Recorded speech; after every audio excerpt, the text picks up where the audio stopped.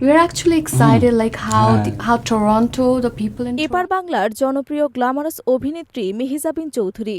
তিনি শুধু একজন অভিনেত্রী নন, অভিনয়ের পাশাপাশি তিনি সমান তালে এগিয়ে আছেন মডেলিংয়ে। তিনি ২০০৯ সালে লাক্স চ্যানেলের সুপারস্টার থেকে বিজয়ী হয়ে মিডিয়া জগতে আসেন। বর্তমানে তিনি বিভিন্ন টিভি বিজ্ঞাপন ও নাটকে নিয়মিত অভিনয় করছেন। লাক্স চ্যানেলের সুপারস্টার প্রতিযোগিতায় তার সাফল্য অভিনয় ক্যারিয়ারের দরজা খুলে দিয়েছিল। সামাজিক যোগাযোগ মাধ্যমে রয়েছে তার লাখো ভক্ত অনুসারী। কখনো কাজের সূত্রে, আবার কখনো বা ব্যক্তিগত কারণে ফেসবুক, ইনস্টাগ্রামে ভক্তদের সঙ্গে সরব থাকেন তিনি। জনপ্রিয় এই অভিনেত্রী নির্মাতা আদনান আল রাজীবের সঙ্গে সম্পর্কে আছেন এমন গুঞ্জন বহুদিনের। অভিনেত্রীর ভক্ত ও শুভাকাঙ্ক্ষীরাও বিষয়টি জানেন। সম্প্রতি কথা উঠেছে, আগামী ২৩ ফেব্রুয়ারি ঢাকার অদূরের একটি রিসোর্টে হচ্ছে তাদের গায়ে হলুদ।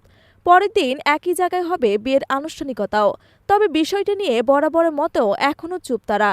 এরই মধ্যে সামাজিক যোগাযোগ মাধ্যমে অভিনেত্রীর একটি পোস্ট যেন জল্পনাকে আরও এক ধাপ উস্কে দিয়েছে। এই পোস্টে অর্পা ও মারুফের বিয়ের দাওয়াত দিয়েছেন তিনি। গতকাল মঙ্গলবার সন্ধ্যায় নিজের ভেরিফাইড ফেসবুক পেজে মেহজাবিন লিখেছেন, অর্পা আর মারুফের বিয়েতে সবাইকে দাওয়াত। যোগ করে তিনি লিখেছেন, নীল সুখ চলছে বিঞ্জে। এই পোস্টের পরপরই জল্পনা আরও গাঢ় হতে শুরু করে। মূলত মেহজাবিন বলেন, এটি ছিল তার অভিনীত ওয়েব ফিল্ম নীলসুখের প্রমোশনাল পোস্ট, এর বাইরে আর কিছুই না।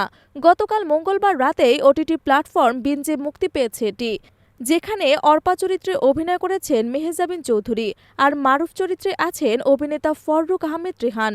ওয়েব ফিল্মটি পরিচালনা করছেন ভিকি জাহেদ। ট্রেলার প্রকাশ অনুষ্ঠানে তিনি বলেছিলেন, এবার নিখাত ভালোবাসার গল্প নিয়ে এসেছি। দুটি মানুষের ভালোবাসা, পারস্পরিক অবস্থা, তাদের বেদনা ও সুখের গল্পই হচ্ছে নীলসুখ। এটি গতানুগতিক ভালোবাসার গল্পের চাইতে একটু আলাদা। তবে কিভাবে আলাদা সেটা নীলসুখ ওয়েব ফিল্ম দেখলে জেনে যাবেন দর্শকরা। এদিকে বিয়ে ঘিরে সম্প্রতি যে জল্পনা শুরু হয়েছে তাতে নেটিজেনরা বলছেন, আপনার বিয়ের দাওয়াত দিন। আবার কেউ কেউ বলছে, আপনাদের বিয়ের দাওয়াত চাই আপা। তবে মেহজাবিন এখনও এ বিষয়ে কোনো প্রতিউত্তর করেননি।